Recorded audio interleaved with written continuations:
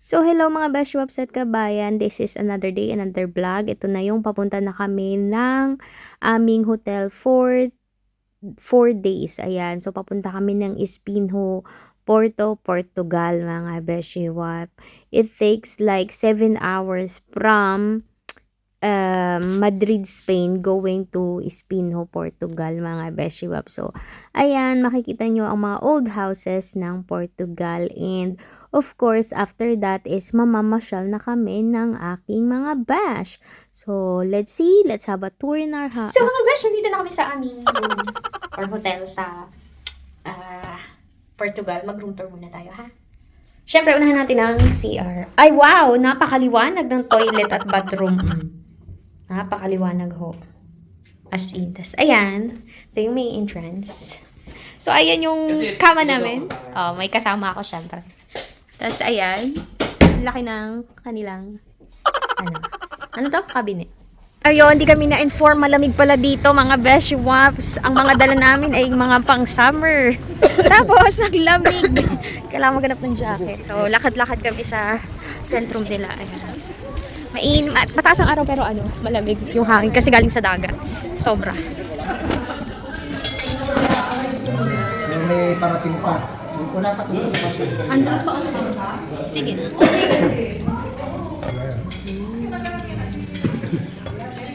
Later. Okay.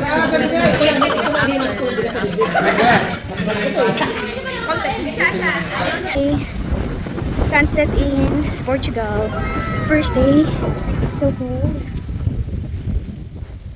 This is our hotel. Yeah.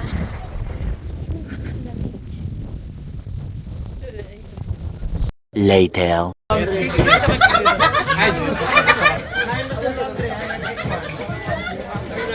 The next day. Good morning!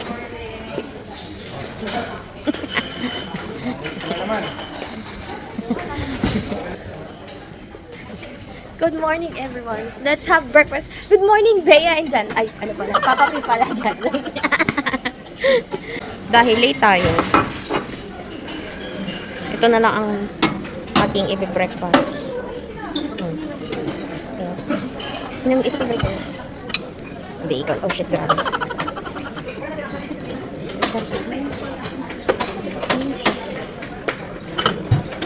Let's have some croissants. Thank you. Grabe ka ba? Ano ba? Walang ibang bread. Oh my gosh. Ayun na po ang ating breakfast. Coffee. Sausage, egg, ham, percent. Tapos may bread ako. A few moments later. So, good morning mga Beshi Wap. It's Wednesday. So, day 2 na namin dito sa Portugal. So, tingnan natin ang ating balcony view. Pero, hindi namin nakuha yung beach view. So, nandito tayo sa city view. Ito yung ating balcony. Ay! Bukas na pala. So, ayan ang sentro nila. Ay, bababa na pala. Ayun na pala sila. Oh. So, ayun mga besyo, pagkatapos ng breakfast, pa-video-video pa ako sa taas, pagkita ko, pababa na pala lahat. Natawa ko sa sarili ko.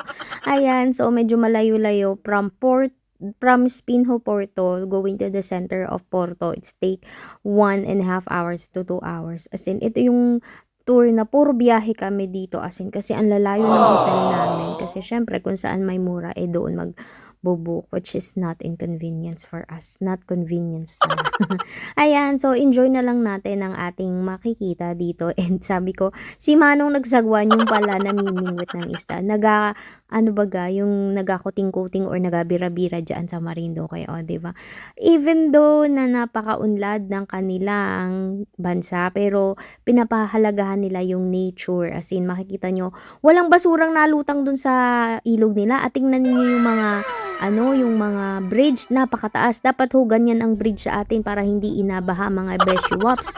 As in, yung iba dyan ay parang, sabi nga ni Ike, katulad ng Eiffel Tower, which is same pala yun. As in, kung ano yung model or ginamit sa Eiffel Tower, ganoon din. So, panoorin ninyo ang aking adventure. A few moments later. Yan, naglalakad na ang mga turista!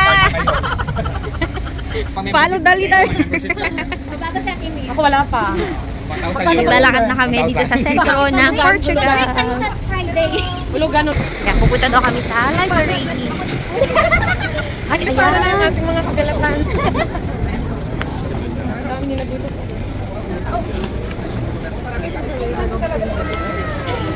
This is one of the famous library in Portugal. Ang haba ng page.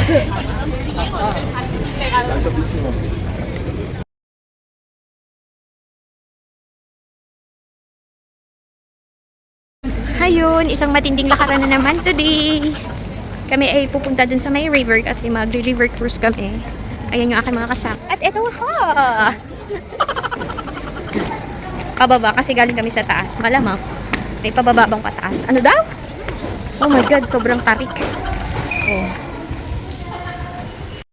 So, ayun, lakaran na naman po kami mga besh. Kada kalye na napupuntahan namin, napakaraming adventure, napakaraming history, and syempre nakaka-amaze. Tingnan nyo, walang basura, nakakalat-kalat mga besh. At saka tingnan nyo ang luluman na ng building, pero inaalagaan nila at pinipreserve para sa history and para yung mga future kids is makikita pa yan. At ito, sige hala, takbo, kailangan na namin magwandali kasi may time yung aming river cruise. O, diba? O, ayan, papasyalan namin at titingnan namin lahat ng mga bridges. 6 na bridges yan mga beshiwap. At tinimelaps ko na lang kasi akala ko mahagip doon yung mga description ng bawat bridges pero hindi pala. Ayan. So, ito na si Inday. Sasakay na po kami mga besh. Sakay na kami sa bed. Walang upo sa baba, oh. Sa taas tayo. Hindi yung filter, ganyan talaga. Kala nyo mga cellphone. Hi guys! Vlog yan. Yan ang gusto ko mag-filter. Vlog yan. So, ayun mga beshwa, panoorin ninyo ang aking river cruise sa Portugal. Ito yung mga 6 iconic bridges na isa dyan is katulad ng materials na ginamit sa Eiffel Tower kasi same lang yung artist na gumawa niyan mga besh. Ito yun no, o, diba? Tapos dapat ganyan sana katataas yung bridges sa atin at ganyang katitibay yung mga bridge para kahit bahain hindi masisira. Ayan. Diba napakaganda and sana ma-enjoy ninyo kasi ako na-enjoy ko din ito. And alam nyo bang naka-live yan? Nilive ko yan sa FB, dito sa FB page ko. Pero syempre alam ko naman magkaiba yung time difference natin kaya konti lang nanood. And alam nyo ba, World Youth Day ay ginanap dyan. Nandyan ang mga kapwa nating Pilipino. Ang dami kaya mga kabataan dyan galing Pilipinas. And hello and shoutout sa inyo. Ayun mga besh, papasok na kami sa library ni Harry Potter. Ito palang Library Lilo is the inspiration of Harry Potter, yung mga stories behind the scene or yung mga scenery sa Harry Potter movies. And as I found out, ito pala ay pinakamagandang library sa buong Europa at pinakamaganda sa buong mundo. O, diba? Akalain nyo yun mga besh? And actually, dyan maraming Harry Potter collection, yung mga books, pwede kayong makabili and may discount. Ayan, kaya napakaraming tao and sobrang you have to fall in line 1 hour before ng time mo kasi you have to wait. 1 hour later. So, ito po ang aming lunch. It's a traditional Portuguese dish. Parang burger siya na may egg sa ibabaw with a lot of cheese. Tara, kain. So tara, let's eat mga beshwap kasi pagkatapos nito ay maglalakad na naman si Inday. Kailangan ng maraming energy. Saglit.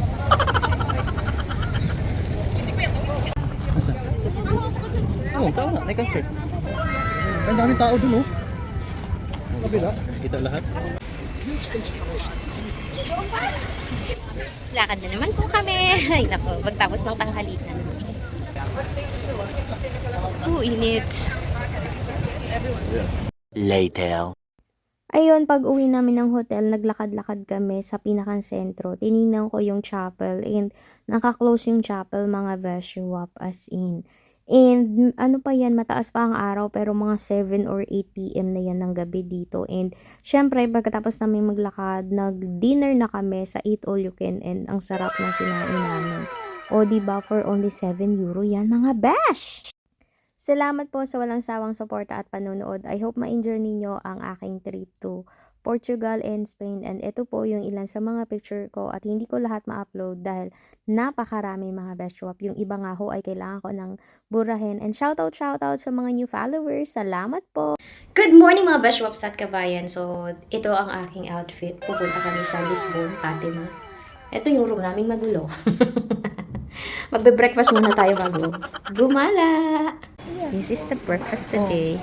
Good morning mga beshwap. Nagtatalo sila kung black pepper or cinnamon.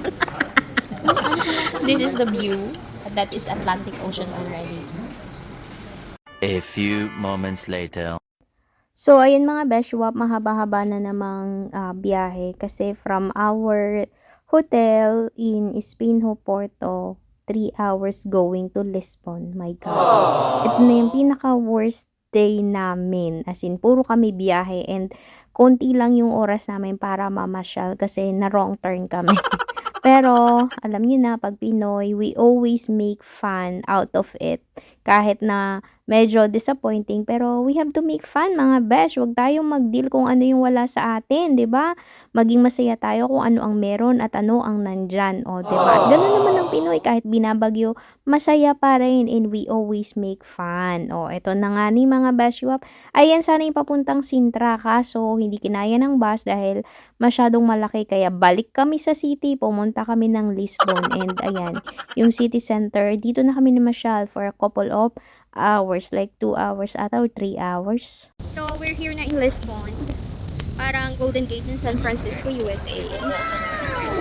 And that is the Belém Tower. Pag ako nalaglag diretso. Yan, kakain kami muna kasi gutom na kami mga besh. Wow, handa niyo yun? Aeroplano. Kain muna daw kami. Mas maglalakad tayo papunta doon, di ba? Okay. After dyan. So, ayan ho ang Belém Tower dito sa Lisbon, Portugal. Ayan. Yun namang kabilang bridge na parang Golden Gate ng San Francisco sa US ay ang tawag doon is April 25 Bridge. O, diba? Yun yung name niya. Picture tayo dito mga besh. May mga bata nagboboto. Puro bata ang galing. Naglalakad tayo papunta doon sa kabilang bridge. Ano pala to? Dock. Yung gano'n ng mga boat. Ayun o. Nandun na sila. Naiwan ako. Hi! Ito na naman ho kami. Lakaran na naman. O, mag-hi kayo. Hello! Lakad-lakad na naman ho kami. Dapat dito nakaano kayo yung shoes mo, yung parang rubber. Nadudulas ako eh, oh. Nadudulas ako. Mga beshwap, kung kayo maparini sa Lisbon, dapat ang sapatos nyo rubber shoes. O basta yung may rubber kasi pag gantong doll shoes, nadulas aking sapatos. Madulas siya kasi marmol eh. Oh. Wow. Papunta kami doon sa may bridge. Ang tawag sa bridge na yan ay April 25 or Abril 25, no? Yung marunong. Ano kaya ari ay ang ganda. Oh. Parang center Cathedral de Belém. Cathedral pala. Wala. Bukid ang mga pariyan ko. Malayo-layo sa pinanggalingan namin. Like mga 10 to 15 minutes walk mga beshwaps. Malayo-layo pa. Ayan, nakarating din ho kami mga besh at kita iga-picture din sa gilid. Ang galing oh. Ang galing ng pagka-carve nila. Ang galing, grabe. Daming tao dito. Ang init din. Siyempre, pagtapos mag-picture, another place, doon na naman po kami sa cathedral. Ang ganda niya oh. Grabe. Doon may daan naman sa ilalim or underground. Doon na lang kami dadaan mga besh. Mapagod pero masaya. Kasi daming experience na never in my dreams or in-imagine na makakapunta ako dito mga besh. Sana one day kayo din marating nyo kung ano yung narating ko. And so, dito na kami. Ganda. Walang fountain, sayang. Ganda sana kung may fountain pero wala. Punta kami dun sa simbahan. Ay, wow.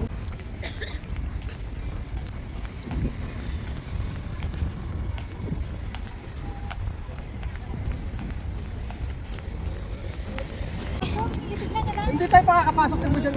Haba ng pila ate. Tatawid ho tayo. Papunta sa kabila. Ayun! Oh, ha? Kaganda.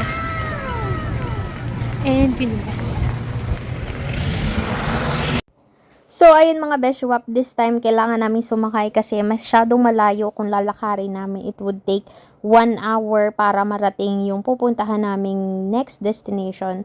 Alam ko, isa ito sa mga pinupuntahan dito sa Lisbon and maraming nagsushooting na artista dito or movies ang na-shooting dito sa area na ito mga Besh. Ito yung one of the most visited tourist destination nga sa Lisbon. O, ayan, 'di ba? May taga-video ko at ang bilis-bilis siya. So, ayan, malapit na kami. Malapit na siya sa tabing dagat, mga Beshwaps, and maraming tao as in. Mas gusto ko pa yung medyo parang bundok-bundok, yung gano'n nature, kesa sa ganito yung nasa city talaga, tsaka maraming tourist.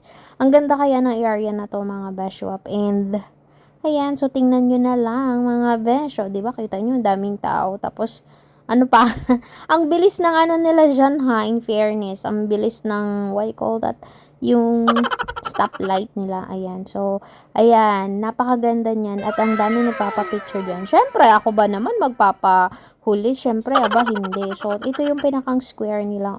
Hindi ko alam anong tawag dyan. Bahala na kayo, i-research nyo na lang. Basta, ano siya. 1 hour later. So, ayun na nga ho, pagkatapos namin gumala sa Lisbon and puntahan yung mga tourist destination, kami naman ay papunta ngayon sa bus kasi kami ay babalik na sa aming hotel and also dadaan kami sa Lourdes. Ay, Fatima pala, sorry. Yung Lourdes sa Spain ata, yun or France. Basta pupunta kami sa Fatima, Portugal, kung saan nagpakita si Mama Mary dun sa 3 bata. O, alam nyo yun. Kung di nyo alam, i-research niyo. So, alam nyo ba pagdating namin dun, ano na yan na 9 p.m. na, as in gabi na yan, pero wag katirik pa rin ang araw. At napaka-solemn nung lugar, sa garden pa lang, parang, wow, sobrang gaan sa pakiramdam, and then pag kita mo sa loob ng church, alam nyo, dun mismo sa loob ng church, dun nakalibing yung 3 bata. Hindi ko lang nakita yung kay Sister Fatima, pero nakita ko yung dun sa 2 bata, kasi alam ko yun, 2 batang babae, si Fatima, tas hindi ko alam pangalan isang babae, tas yung isang lalaki is Francisco.